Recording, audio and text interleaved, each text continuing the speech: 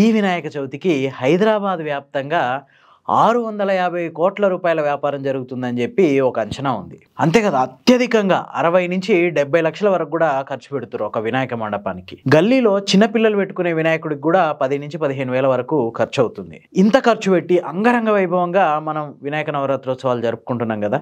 అదే టైంలో ఒక 5 చిన్న చిన్న చేంజెస్ చేయడం వల్ల అంగరంగ వైభవంగా జరుపుకోవడంతో పాటు ఎకో ఫ్రెండ్లీగా కూడా జరుపుకోవచ్చు. ఈ 5 చేంజెస్ ఏందో తెలుసుకోవాలంటే ఈ వీడియోని పూర్తిగా చూడండి.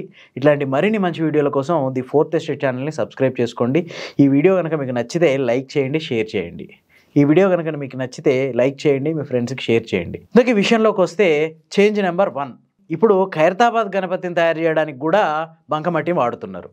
కోర్స్ కొంతవరకు ప్లాస్టర్ ఆఫ్ ప్యారిస్ వాడుతున్నా, మేజర్గా బంకమట్టి వాడుతున్నారు, ఎకో ఫ్రెండ్లీ కలర్స్ వాడుతున్నారు.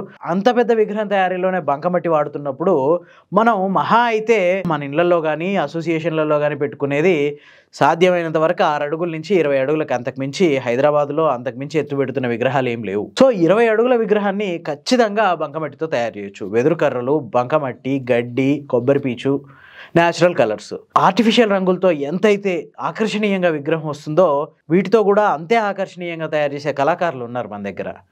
ఒకసారి మీ అసోసియేషన్ మీటింగ్లో ఇది మాట్లాడుకొని ఆ కళాకారులు ఎక్కడ ఉంటారో ఏంటి వాళ్ళ డీటెయిల్స్ కనుక్కొని ఇట్లాంటి విగ్రహాలు పెట్టడానికి ట్రై చేయండి. Next change number 2. చాలా మంది గణపతి నవరాత్రోత్సవాల్లో అన్నదానానికి ప్లాస్టిక్ గ్లాసులు, ప్లాస్టిక్ ప్లేట్లు వాడుతుంటారు.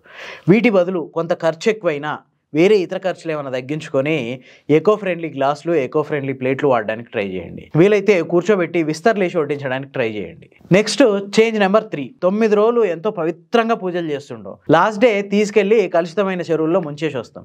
చాలామంది ఏం చెప్తుంటారంటే ఇందులో ప్లాస్టర్ ఆఫ్ ప్యారిస్ ఉంది, సో చెరువుల్లో ముంచేసి వస్తే అక్కడ మొత్తం చెరువులు కలుషితం అయిపోతాయి అంటే వెంటనే ఒక కామెంట్ వచ్చేస్తుంది. అదేంటంటే ఆ చెరువులు ఓన్లీ వినాయక విగ్రహాల వల్లనే కలుషితం అవుతున్నాయా, మిగతా కాలుషితం ఏం లేదా? సో అట్లెందుకు ఆలోచించాలి? పవిత్రంగా పూజ చేసిన విగ్రహాల్ని తీసుకెళ్లి ఆ మురికి కూపంలో ఎందుకు ముంచి రావాలి? ఇట్లా ఆలోచిస్తే వెంటనే ఈ సమస్యకు పరిష్కారం దొరుకుద్ది.